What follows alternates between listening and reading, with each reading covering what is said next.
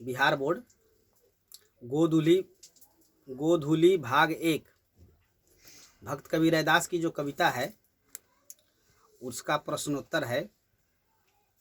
वस्तुनिष्ठ प्रश्न, रैदास ईश्वर की कैसी भक्ति करते हैं? तो भक्त कबीर रैदास दास भाव से ईश्वर की भक्ति करते हैं। प्रश्न 2 है, रैदास किस काल के कवि हैं? तो भक्त कबीर रैदास मध्य काल के कवि है। इतिहास में 3 गो काल है, प्राचीन काल, मध्य काल, आधुनिक काल। तो भक्त कबीर रैदास किस काल के कवि है? मध्य काल के, बिचला, मिडल। रैदास ने अपनी रचनाएं किस भाषा में की है? तो भक्त कबीर रैदास ने अपनी रचना ब्रज भाषा में की है। किस भाषा में की है? ब्रज भाषा में की है। भक्त कबीर रैदास ने अपनी रचना किस भाषा में की है? ब्रज भाषा में की है। रैदास का असली नाम क्या है? रविदास। उनको रविदास भी कहा जाता है। रैदास के राम कैसे हैं? तो निरंकार है। निरंकार मतलब जिसका कोई आकार नहीं। रैदास के राम कैसे हैं? तो निरंकार है। निरंकार मतलब जिसका कोई आकार नहीं है। तुम चंदन हम पानी कविता के रचयिता कौन है? प्रभु जी तुम चंदन हम पानी। इस कविता के रचयिता कौन है? भक्त कबीर रैदास। भक्त कबीर रैदास। अब थोड़ा लघुतरीय प्रश्न की ओर दृष्टिपात करते हैं।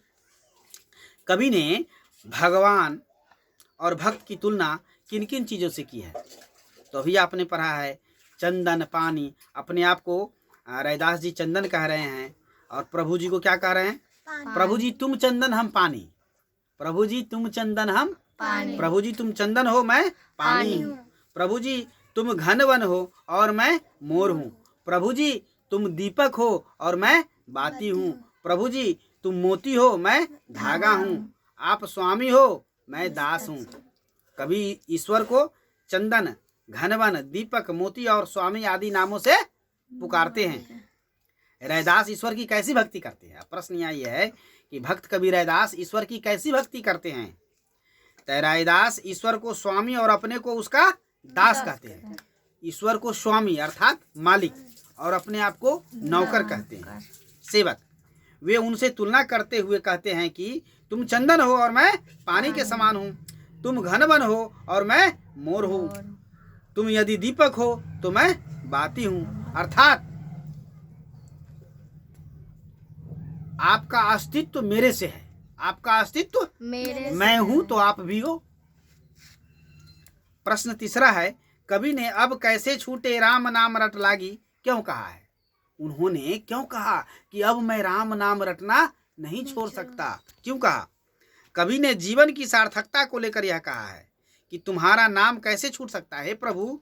तुम्हारा नाम लेना हमसे कैसे छूट सकता? प्रभु तुम मंदिर या मस्जिद में नहीं बल्कि हमारे अंतस में, हमारे हृदय में विद्यमान हो, मौजूद हो।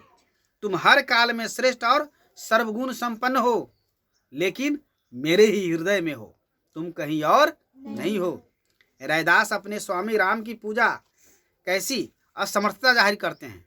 रैदास अपने स्वामी राम की पूजा में कैसी असमर्थता जाहिर करते हैं? क्यों राम जी की पूजा क्यों नहीं करना चाहते हैं? क्या वजह है?